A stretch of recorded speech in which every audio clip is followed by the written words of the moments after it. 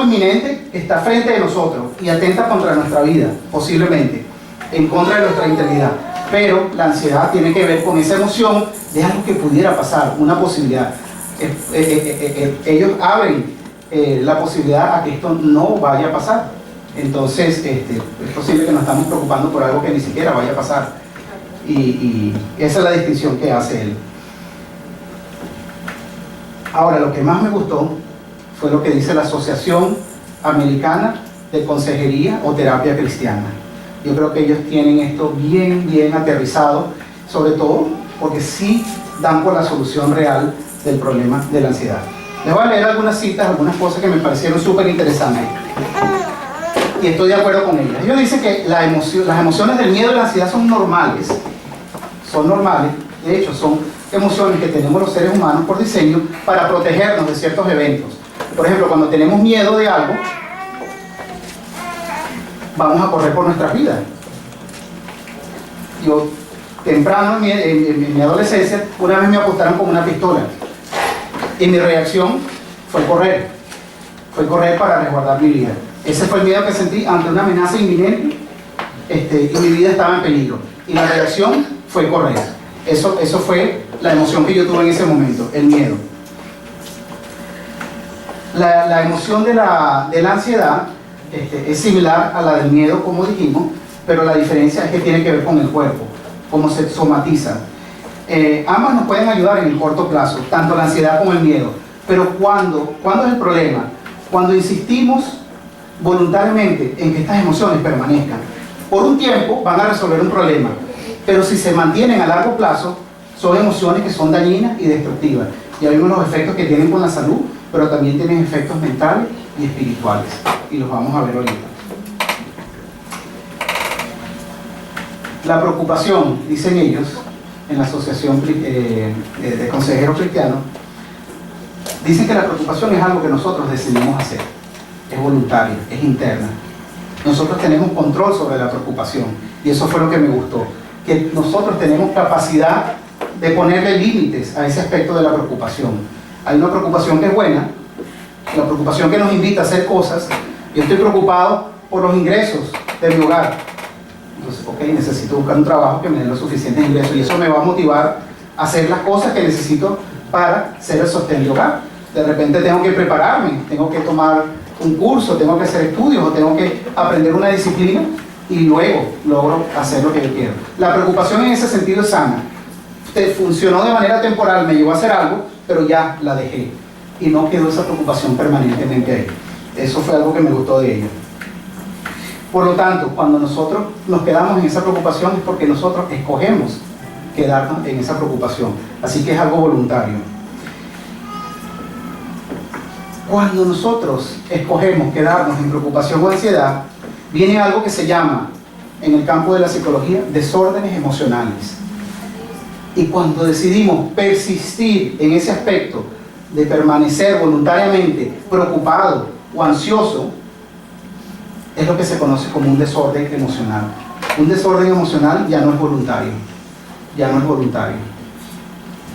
Pero si yo no tengo un desorden emocional, es voluntario. Yo decido quedar en esa preocupación o en esa ansiedad o no. Hay una diferencia. Este artículo se está refiriendo a las emociones que no entran dentro de la categoría de desórdenes emocionales.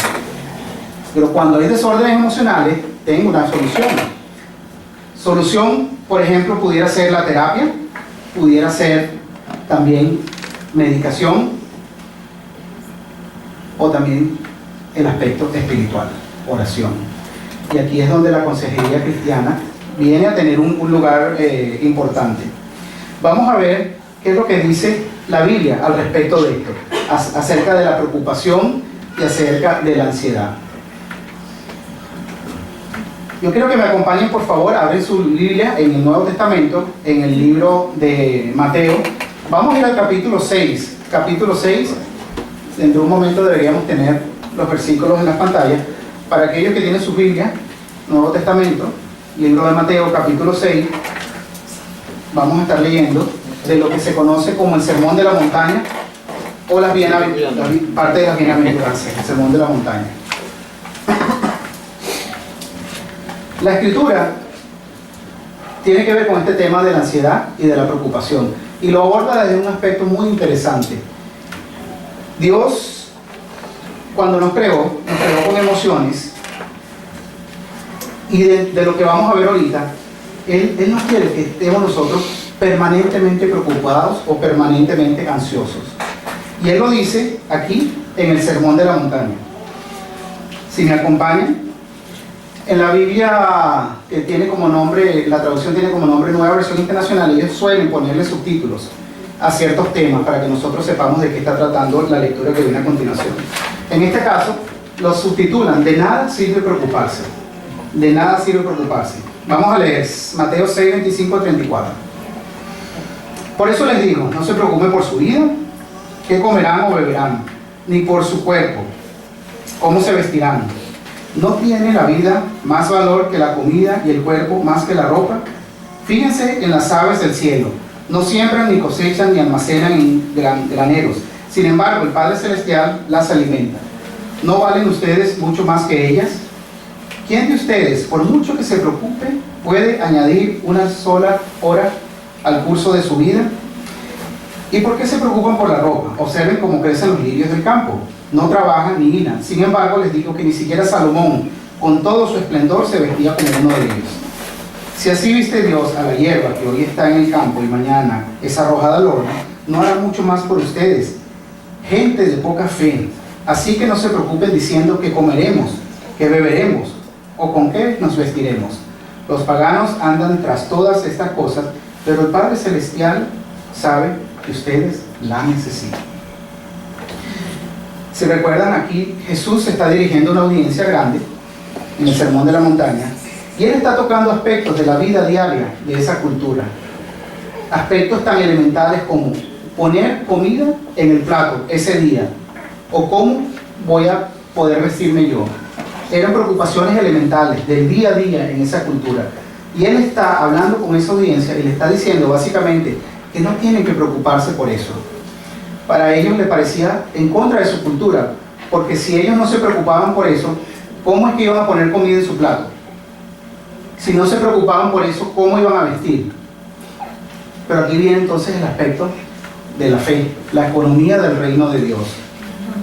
Ustedes pueden estar tranquilos, les dice, porque si tienen fe en mí, yo les voy a proveer. Y por eso hace la analogía con esas flores tan bellas, tan hermosas, que ni siquiera Salomón se vestía de esa manera, y esas flores iban a ser destruidas. ¿Y cuánto más no voy a hacer yo por ustedes? Y esa era una exhortación que les decía a ellos, a que confiaran, tuvieran fe, y que se les va a proveer. Ese era el tema que tenían ellos en ese momento, en esa cultura. Ellos tenían que preocuparse por su sustento diario. Vamos ahora a Mateo 26, vamos al mismo libro de Mateo, vamos ahora al capítulo 26, vamos a leer del 36 al 39. Ahora, aquí estamos hablando en el ministerio de Jesús, Él estuvo enseñando, preparando a los apóstoles, y obviamente al terminar ese periodo, Él iba a cumplir la misión para la cual lo envió el Padre. Y Él sabía lo que iba a pasar, Él sabía lo que iba a pasar. Y si ustedes recuerdan, Él va al jardín de Getsemaní, y ahí Él hace una oración. Y fíjense las palabras que Él usa. Fíjense exactamente que Él en ese momento mostró preocupación y ansiedad. Pero mire cómo manejó la preocupación y la ansiedad. Luego fue Jesús con sus discípulos a un lugar llamado Getsemaní y les dijo: siéntense aquí mientras voy más allá a orar. Se llevó a Pedro y a los dos hijos de Zebedeo y comenzó a sentirse triste y angustiado. Es tal la angustia que me invade que me siento morir, les dijo. Quédense aquí y manténganse despiertos conmigo. Entonces fíjate que Jesús mismo sintió esas emociones, triste y angustiado, al punto que Él pensaba que se iba a morir de esa angustia. Pero fíjense lo que hacen a continuación, seguimos leyendo. Versículo 38, yendo un poco más allá, se postró sobre su rostro y oró: Padre mío, si es posible, no me hagas beber este trago amargo, pero que no sea lo que yo quiero, sino lo que quieres tú. Entonces, el propio Salvador nuestro, nuestro Redentor, pasó por estas emociones y miren cómo las manejó. Las manejó entregándoselas a su Padre en oración. Tanta angustia tenía hasta el punto de sentirse que iba a morir, pero él resolvió entregarle esa preocupación al Padre. Y el Padre le dio la tranquilidad que él necesitaba. Él no se quedó rumiando en esa emoción, no se quedó pegado en esa emoción. Él pudo salir de esa emoción. Por eso estamos hablando de niveles de emociones saludables y niveles de emociones que no son saludables. Cuando nos quedamos pegados en una emoción, es que no es saludable. Por eso la serie se llama Despegados. Tenemos que tener la idea de despegarnos, en este caso, de estas emociones que son dañinas. Vamos a ver ahora el libro de Lucas. Vamos a leer el libro de Lucas. Vamos a ir al capítulo 22. Acompáñenme al capítulo 22. Vamos a leer del versículo 41-44, que dice así. Entonces se separó de ellos a una buena distancia, se arrodilló y empezó a orar. Padre, si quieres, no me hagas beber este trago amargo, pero no se cumpla mi voluntad sino la tuya. Entonces se le apareció un ángel del cielo para fortalecerlo. ¿Están viendo aquí? La misma emoción, él está clamando a Dios y recibe respuesta de su Padre. Manda un ángel para fortalecerlo, darle la fuerza para manejar esa emoción. Pero como estaba angustiado, se puso a orar con más fervor. Y su sudor era como gotas de sangre que caían a la tierra. Imagínense el nivel de la emoción que estaba en ese momento, que el sudor se mezcló con la sangre y transpiraba de su cuerpo. Así el cuerpo estaba tan afectado con esa emoción. Era una muerte inminente que venía. Él sabía que venía, no era algo incierto. No estaba en ese momento, pero sabía lo que venía. Sabía el sacrificio, sabía el dolor que iba a experimentar, la tortura. Pero recibió fortaleza y calma cuando elevó esa preocupación al Señor. Uno de los versículos clásicos sobre preocupación y sobre ánimo está en el libro de Filipenses. Acompáñenme a Filipenses 4. Vamos a leer del versículo 4 a 7. Filipenses del 4 a 7, por favor. Y probablemente muchos de ustedes se lo saben de memoria, este versículo. Alégrense siempre en el Señor. Insisto, alégrense. Que su amabilidad sea evidente a todos. El Señor está cerca. No se inquieten por nada. Más bien, en toda ocasión, con oración y ruego, presenten sus peticiones a Dios y denle gracias. Y la paz de Dios, que sobrepasa todo entendimiento, cuidará sus corazones y sus pensamientos en Cristo Jesús. Fíjense las palabras de aquí. No se inquieten por nada. No se inquieten por nada. Aquí se refiere a quedarnos pegados en esa emoción. No se queden pegados en esa emoción de inquietud, de preocupación, de ansiedad, de miedo. Más bien, en esa ocasión y en toda ocasión, con oración y ruego, presenten sus peticiones a Dios y denle gracias. Siempre elevemos nuestras cargas a Dios con corazón de agradecimiento, especialmente en esos momentos de angustia, en esos momentos de inquietud. Primera de Pedro 5, de 6 al 7, repite algo similar. Humíllense pues bajo la poderosa mano de Dios, para que Él los exalte a su debido tiempo y depositen en Él toda ansiedad, porque Él cuida de ustedes. Depositen en Él toda ansiedad, porque Él cuida de ustedes. Ahora fíjense que la respuesta que nos está dando la Biblia no es la respuesta que nos dio la revista Time. Jesús no nos está diciendo, vayan y háganse un masaje. Jesús no nos está diciendo, vayan y hagan un maratón. Yoga. Jesús no nos está mandando a hacer yoga. No necesariamente. Aunque de repente mi hermano Gerardo hace yoga. No, prefiero arrodillarme. Pero Él está en todo momento. Elevemos nuestras preocupaciones a Dios en oración y con corazón de agradecimiento. Presentémosle nuestras cargas y Él va a responder como le respondió a Jesús, que le mandó un ángel que le dio fortaleza, que le dio la calma que necesitaba en ese momento de ansiedad extrema, donde él pensaba que iba a morir, y le dio